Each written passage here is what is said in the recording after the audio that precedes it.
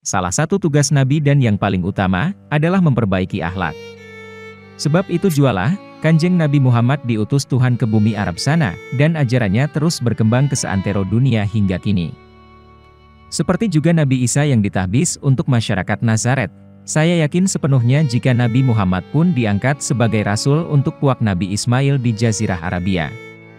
Beda tegasnya adalah, ia membawa pesan agung demi merahmati alam semesta, yang tentu dengan teladan akhlaknya yang mulia.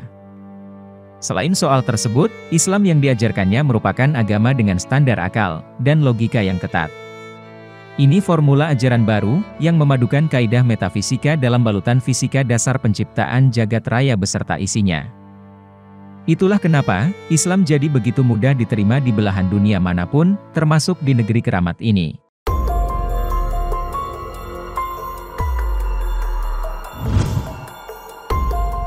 Di sini kita akan membatasi kajian sisi keramat itu dari satu sudut pandang arkeologis, sebagaimana temuan Plato dalam Timaeus et Critias, Stephen Oppenheimer dan Arisio Santos. Berikut temuan terbaru para peneliti di Gunung Padang, Lembah Bada, dan Borobudur. Peradaban besar yang telah dikembangkan leluhur kita, telah disepakati sebagai yang tertua dalam skala dunia. Data faktanya sulit dibantah. Otentik. Dari penelitian merekalah, mencuat nama Lemuria, Atlantis, dan Dwipantara. Ketiganya mengembangkan ajaran yang sama, Sundayana, atau pemujaan matahari. Percaya atau tidak, sampai hari ini kita masih menjalankan laku itu tanpa kesadaran yang utuh. Supaya kita tak kehabisan energi mengulas riwayat sepanjang 70.000 tahun ke belakang sana, cukup kami sodorkan nukilan dari sebuah naskah layang Joyoboyo, atau layang nata berdasarkan manuskrip yang dikumpulkan oleh Raden Mas J.R. Basuki dan Michael Zwart, yang disusun dan dialihbahasakan oleh Pangeran Bendoro Susetio dan Setio Hadjar Dewantoro. Ini merupakan bagian dari manuskrip kuno Gunung Klothok yang berisi wahyu Tuhan, yang ditangkap oleh Eyang Josono, yang turun pertama kali pada 4336 sebelum Masehi. Angka tarikh itu saja, jauh lebih dulu 2000 tahun dari kelahiran Ibrahim di Ur-Kasdim, pada 2510 sebelum Masehi. Sebagai patriark agama Samawi, perannya tak diragukan lagi. Ia adalah pembawa ajaran Tauhid bagi Yahudi, Kristen, dan Islam. Namanya yang tersusun dari dua kosakata Ibrani, Ibe dan Rohim, bisa diartikan dengan Bapak umat manusia yang penyayang. Menjadi wajar, bila kemudian tiga agama Samawi itu punya kesamaan visi dalam ajarannya. Sebentar kita tinggalkan Ibrahim di Ur. Kini kita menuju Makkah dan Madinah, yang menjadi epicentrum ajaran Muhammad bin Abdullah. Islam yang ia bawa, mendarat di sini, nyaris sezaman dengan kehadirannya di dua kota suci itu, yaitu abad ke-6 Masehi. Sebelum orang Jawa mengenal Nabi Muhammad dan Nabi Ibrahim, mereka mengenal sang Paksi Tundho Mengkowo, sang pembawa warta yang bernama Josono. Ia mendapat perintah dari Gusti untuk menyampaikan pesan pengingat bagi bangsa Jawa, mengenai Hosoko Jawa, yaitu pola hidup Jawa. Perintah itu ditulis dalam lembaran Tuloso Joyoboyo, atau tulisan nata. Ditulis dengan aksara Jawa Ngawi, agar bangsa Jawa mengenal jati dirinya, manembah kepada Gusti, sehingga mampu mencapai kesempurnaan hidup sejati, jumbuh kawula Gusti. Di dalam layang nata sendiri, diungkapkan sebagai berikut. Gusti kang handek panguasa, kang nganurung tingguwikan. Semono huga, Gusti kang handek panguasa nganurung kahuripan, kang katon huga kang hora katon, lan wosehana hingkarasuh kiai. Tanpa prakelar Gusti Sulo kang tenggil puroso, bakal sirna karasuh kie, semono huga bakal hora hana kahuripan kaya sakiki. Artinya, Gusti yang Maha Kuasa, yang menjaga semesta. Demikian juga, Gusti yang Maha Kuasa menjaga kehidupan, yang terlihat maupun tak terlihat, dan isi yang ada di jagat ini. Tanpa kekuasaan Gusti yang melampaui segalanya, akan sirna jagat ini, demikian juga, tidak akan ada kehidupan seperti sekarang.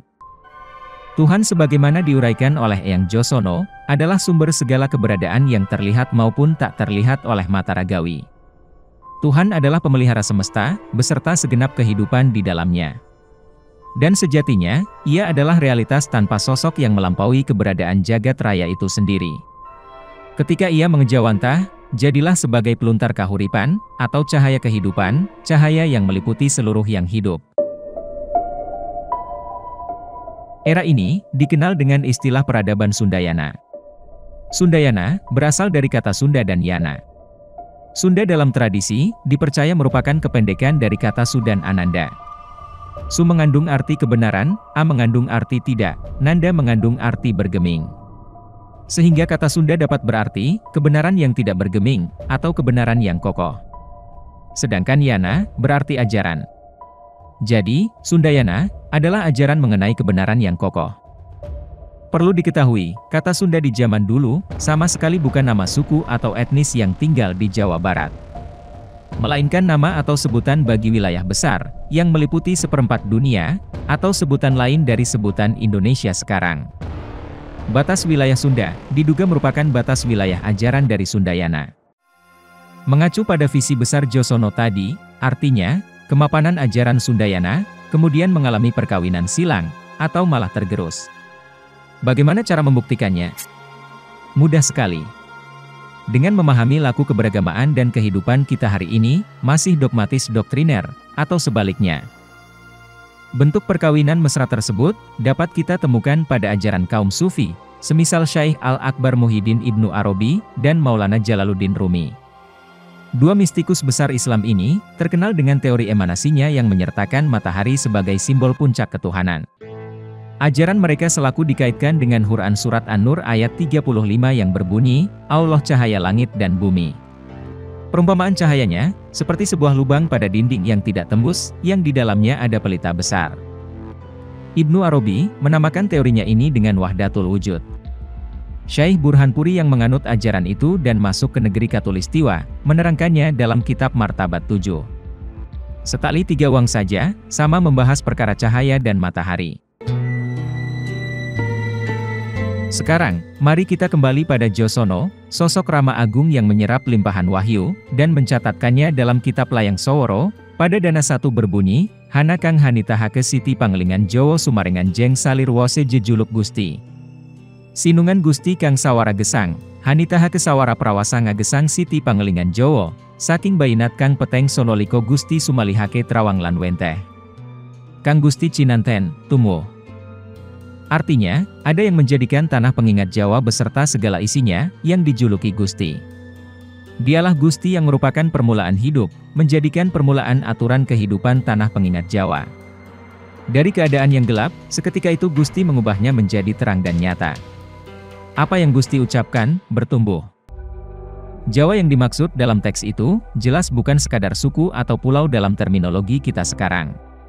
Jika kita memahaminya berdasar pendekatan sastra Jendra Hayuningrat Pangruating Diu, ajaran keindahan semesta untuk meruat keangkaraan diri, maka Jawa bisa dimaknai sebagai laku hurip nan suwung. Kosong dari segala yang bukan dia. Jadi, tanah Jawa adalah tempat terbaik bagi manusia untuk mengolah dirinya, bersama Sang Hyang Tunggal. Nukilan dari wahyu ini, berkenaan dengan semesta raya dan isinya.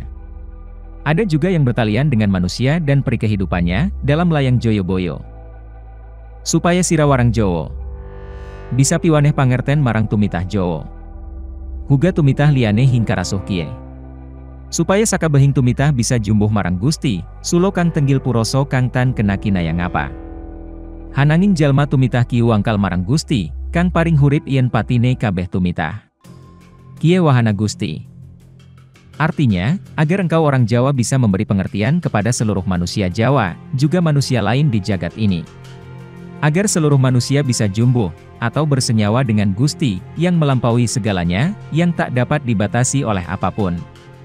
Tetapi manusia keras kepala kepada Gusti, yang memberi hidup dan mati kepada seluruh keberadaan. Ini wahyu Gusti.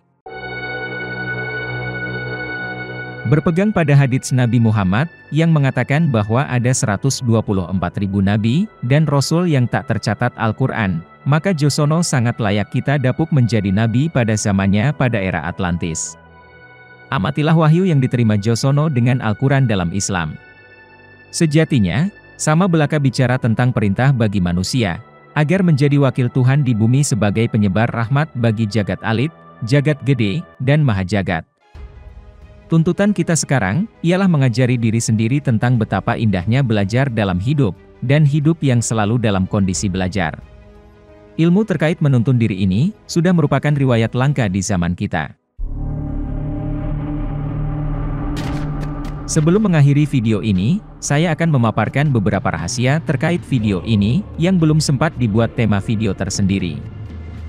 Nama Tuhan dalam bahasa Jawa dan Sunda, yaitu Gusti Pangeran. Sekarang mari kita bahas secara ilmu bahasa. Gus ini gelar orang yang dihormati, seperti Gus Dur, Gus Miftah dan sebagainya. Mungkin Gus ini berasal dari kata bagus. Kemudian Ti, berasal dari kata sambung, di. Lalu Pangeran, berakar dari kata ra, yang mendapat imbuhan penge dan akhiran, an.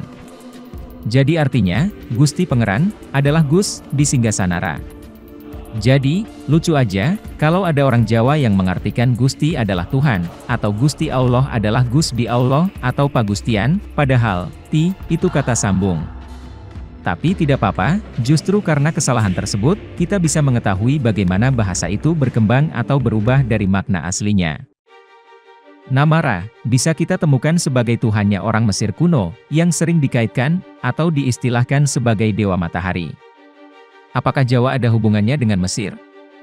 Tidak heran, kalau piramida dan candi berbentuk gunung. Apakah peradaban Jawa itu sezaman dengan Mesir kuno?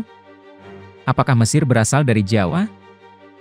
Mesir punya hieroglif sebagai bahasa tertua, tapi Jawa punya relief. Manakah yang lebih tua, antara relief dan hieroglif?